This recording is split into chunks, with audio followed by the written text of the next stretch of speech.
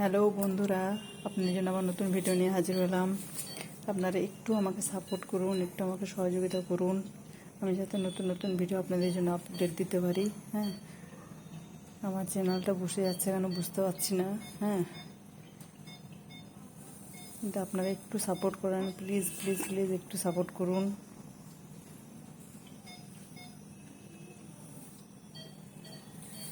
Twin baby, এটা হচ্ছে twin one, আর একটা আসছে।